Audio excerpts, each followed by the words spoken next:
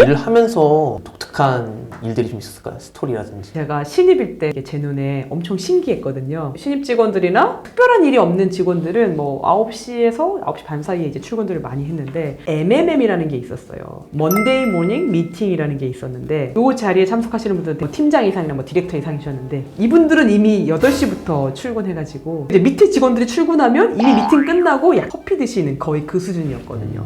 임원들이 제일 먼저 출근하고 임원들이 일이 제일 많고 임원들만 늦게까지 남아서 일을 하시더라고요. 팀장님들이 이제 왔어? 왔어? 막 이렇게 이제 밑에 직원들한테 인사해 주시고 뭐 팀장님 저 먼저 가볼게 그러면 잘 가 그러고 막 팀장님 막 바쁘게 일하고 계시고 막 좀 신선하기도 했었고 이거 많이 받는 사람 일 많이 해야지? 다른 나라에서 일하고 있는 직원들하고 한 번쯤은 만날 기회들이 꼭 있어요. 뭐 교육이든 아니면 이제 뭐 컨퍼런스나 컨벤션이나 이런 걸 할 때 하면은 전 세계 사람들끼리 만나는 이런 컨벤션 같은 게 있었는데 제 매니저가 이제 거기서 발표할 기회가 좀 있었는데 저를 프레젠터로 초청해 주셔서 같이 프레젠테이션을 준비했어요. 다 영어로 해야 되니까 어쨌든 뭐 중국, 뭐 대만, 뭐 홍콩, 싱가포르에서 이제 온 동료들하고 저도 발표하면서 되게 좋은 경험이었고 발표를 들은 친구들이 또 우리나라에서도 그러면 그 회사에 어프로치 해보겠다라고 저한테 메일도 주고 네트워크도 교환하고 준비를 하면 기회가 온다? 준비가 안 돼도 기회를 잡아서 하면 새로운 기회가 열린다? 마지막으로는 요것게 있어서 재밌는 거는 팀장님이 저한테 일을 주는 게 아니고 제가 팀장님한테 일을 드려요. 팀장 이거 좀 빨리 해주세요. 저도 좀 도와주세요. 이렇게 있잖아요. 보통 회사들은 막 팀장들이 위에서 일을 받아가지고 막 지시를 한다 그러면 이제 외국계는 이제 일이 되게 분업화되어 있으니까 제 매니저가 뭐 강의를 잘해, 뭐 영업을 잘해. 그러면 이제 그 사람을 리소스로 내가 내 영업에 막 활용해야 되니까 이 사람을 데리고 가야 되니까 이런 경우들이 되게 많잖아요. 그러니까 윗사람이 나를 괴롭히는 게 아니고 내가 윗사람을 되게 많이 괴롭혔던 것 같아요. 그게 되게 좋은 점인 것 같아요. 배울 수도 있고 일을 역으로 시킨다? 쫀다 그렇죠. 아는 사람들이 더 많이 알려주고 많이 받는 사람들이 진짜 일을 더 많이 하고 또 그만큼 조직에 기여하는 모습들이 되게 좋았던 것 같아요. 다녔던 회사에서는 성과에 따라서 몇 프로까지 받을 수 있었나요? 저는 뭐 제한이 없었어요. 기본급이 좀 많이 낮기도 했고 사람이 왜 시간이 정해져 있잖아요. 특히 이제 제가 있었던 그 트레이닝은 무한대로 팔 수 있는 게 아니고 제가 몸으로 뛰어야 되는 거잖아요. 컨설팅도 내가 그 자리에 있어야 되고 강의도 그 자리에 있어야 되니까 아무리 맥시멈으로 해도 과거에는 되게 인센티브를 높게 주고 막 진짜 하는 만큼 많이 줬어요. 점점 시대가 저성장 시대로 가고 있고 캡을 씌운다고 하거든요. 그 이상의 인센티브는 잘 안 줘요. 이직을 하면 거의 다 외국계로만 가나요? 아니에요. 국내에서 조금 안 좋게 보거나 그런 거 없나요? 전혀 없어요. 왜냐면 요즘에는 다 연결이 돼 있어요. 외국계 IT 회사에 저랑 같이 다니시던 분들이 이제 그 외국계 솔루션을 사간 어떤 또 국내 대기업에 가서 일을 하다가 다시 외국계 또 어디에 갔다가 뭐 이런 경우들도 많이 있죠. 저는 심지어 외국계에서 다른 산업군에 갔다가 다시 또 원래 산업군으로 돌아오기도 하는 거거든요. 그런 장벽은 전혀 없는 것 같아요. 또 때로는 외국계 있다가 또 안정이 필요한 분들은 국내 대기업으로 가기도 해요. 외국계는 어쨌든 계속 변화가 좀 있는 편이거든요. 외국계이다 보니까 영어 실력이 되거나 원어민 정도까지 돼야 되는 걸로 알고 있는데 실제로도 그런 건가요? 중요한 질문인 것 같아요. 영어는 레벨을 나눌 수 있을 것 같아요. 일단은 문서를 보는 능력이 있겠죠. 문서를 다시 영문으로 작성하는 방법이 있겠죠. 그거는 외국계산 다 필요한 것 같아요. 한국에 이미 와 있는 대부분의 외국계들에는 임원이 외국인이 전혀 없는 경우는 없어요.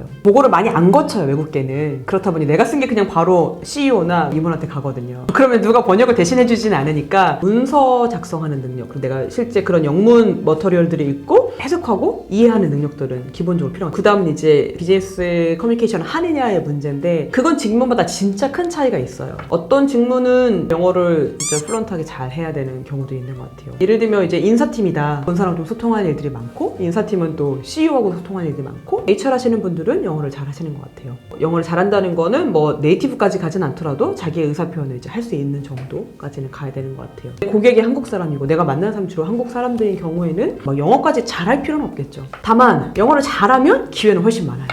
대놓고 외국인하고 인터뷰 보는 경우가 많아요. 근데 최근에 가장 마지막으로 봤던 인터뷰에서는 매번 봤는데 절반 이상이 외국인이었으니까 그러면 영어 외에 다른 랭귀지를 쓸 수가 없죠. 그러니까 영어로 이미 검증이 되는 경우고 그때 같이 오퍼를 받은 회사가 있는데 그냥 뜬금없이 이 질문은 영어로 답변해보세요. 자기소개를 다시 한번 영어로 해보세요 라고 얘기한다든지 방금 했던 말을 영어로 하세요. 그쵸. 뭐 그런 거 보통 많이 시키죠. 질문도 갑작스러운데 영어를 갑자기 막 구상해가지고 해야 되니까 영어를 있어 보이게 잘하려면 되게 이제 이제 열정적으로 막 얘기하고 키워드 위주로 좀 나열하고 준비가 안 됐지만 준비된 것처럼 이렇게 첫 번째, 두 번째, 세 번째 이런 식으로 답변하는 게 좀 되게 좋은 것 같아요. 근데 이제 그런 사람들도 이제 제 모국어가 한국어라는 걸 이해하니까 아예 영어를 본다기보다는 이제 저의 애티튜드라든지 이 사람이 이제 그 일을 얼마나 잘 이해하고 있는지에 조금 더 집중하는 편이에요. 내가 영어를 못하기 때문에 지원을 못한다 뭐 그럴 걱정까지 할 필요는 없는 것 같아요. 지원은 해보는 거고요. 앞으로 좀 목표가 좀 있으실까요? 코로나 끝나면 다른 나라에 가서도 일을 하는 게 저는 목표입니다. 그런 게 좀 자유롭나요? 한국 지사에서 다른 지사로 갈 수 있는 기회들이. 제가 어플라이해서 그쪽 매니저가 오케이 하면 가는 거죠. 뭐 외부에서 지원하는 것보다는 조금 더 기회가 있겠죠? 제가 뭐 언어적인 장벽만 없다면 처음 입사했을 때부터 해보고 싶었는데 아직도 못했습니다. 왜냐면 아이들을 키우느라고.